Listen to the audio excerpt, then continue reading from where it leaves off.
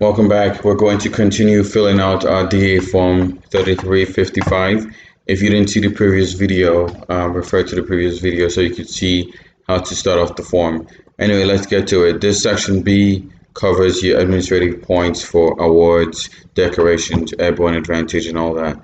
What airborne advantage is you're airborne qualified and you're currently serving in an airborne position. So if you're airborne qualified but you're not serving in an airborne position, you don't get the airborne advantage. You still get points for being airborne qualified, but you don't get the advantage here. So your military awards, for me, I have 2 AMs. So AM times 2. I have 2 RCAMs. I have a military outstanding volunteer medal. And I've had a couple of certificate of achievements, which are called COAs. I've had about 4 of them. Okay, so if you check the regulation AR 600-8-19, which is this one, it walks you through. Your best option, like I said, is to read the regulation for yourself. You can take someone's word for it, but it's best to read the regulation for yourself. It covers the some of the awards that offer promotion points. Like it says, it's not all inclusive. So some awards may offer points and they're not listed here. Just scroll down to the awards that apply to you and see what the corresponding points are. So AM, like I said, qualifies for 10 points. The RCAM also gives you 10 points. Military Outstanding Volunteer also gives you 10 points. So each of my awards offers me 10 points, and I have 2 for that. So it's 20 points there, 20 points there, 10 points there. And if you look up here, it says COA is limited to 20 points.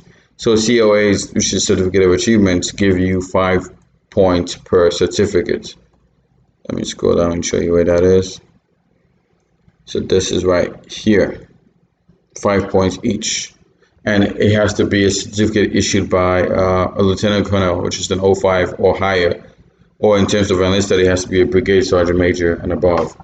So I have 4 of those, which is 20.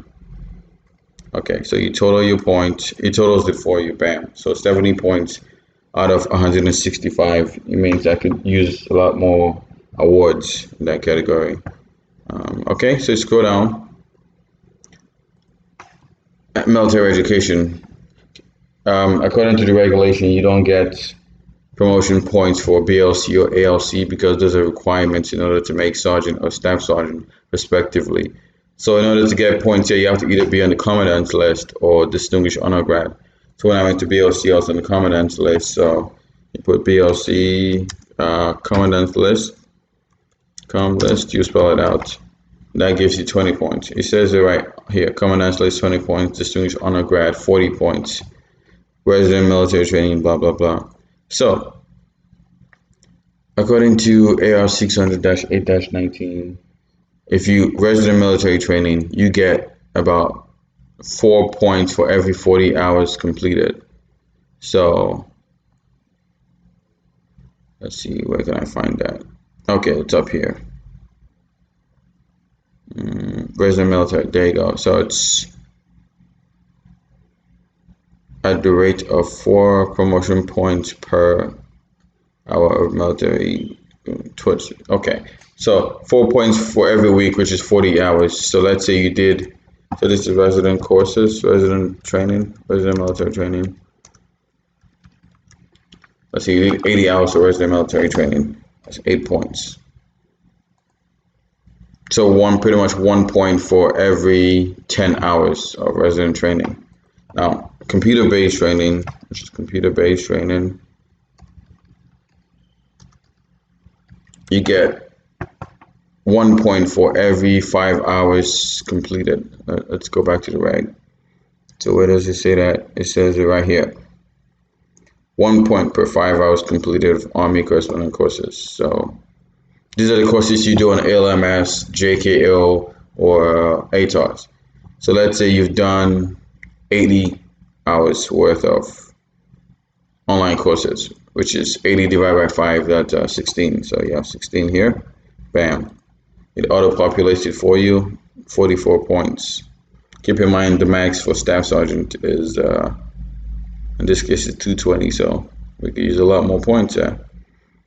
The civilian education, you list it. So for me, I have a bachelor degree. You have a bachelor degree. Obviously, you write it out better. Bachelor of Science, Bachelor of Art. I'm just making it quick. So the maximum number of points for sergeant is 135. Maximum for staff sergeant is 160.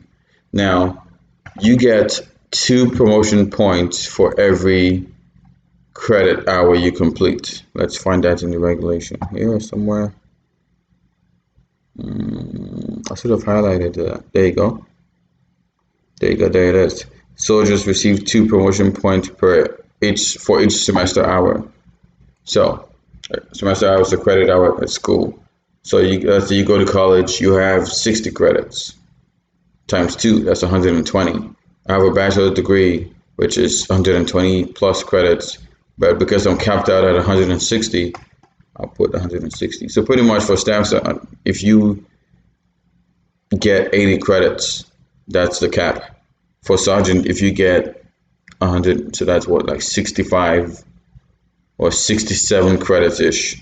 That's the max for sergeant. So just keep that in mind. And then down here, you just total all your points. So for civilian, you know what, let me stick to one rating. So let me do either E5 or E6. So let's just stick to E5 because I started off as E5. All right, so points 135. Let's put the max to that. Okay, how about that? So let's do it here. Civilian education, we have 135. Military education, we said 44. Awards, we said, I think it's 70. There you go, so 70. And then military training, we said it was 255. Okay, so 255. And then it totals at 4. This is pretty high. It totals it for you. So you got 504 out of 800. Now, it may seem like a low number, but keep in mind that you're competing with other soldiers in your MOS at that rank. And the Army Reserve is going to be within that battalion or that brigade or that original support. So in Florida, it was supported by the 81st RSC.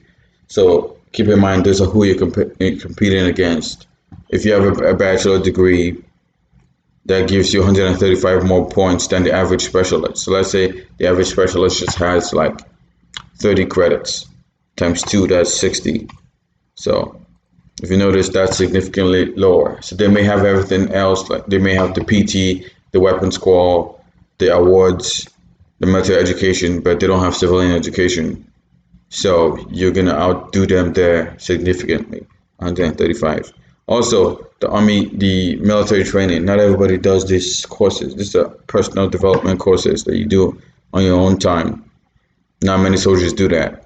So let's say you didn't have this. Let's say you didn't do any of the computer-based training. You're down to 28 points here. 28 here.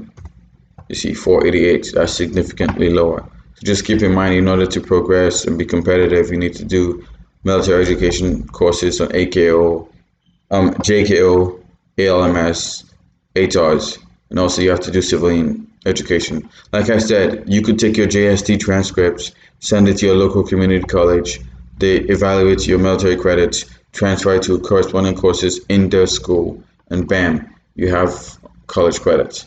You can now take the transcript from the college, give it to your HR specialist or your your S1, and they'll upload it into your military records. So pretty much that's the form. You fill this out and that's it.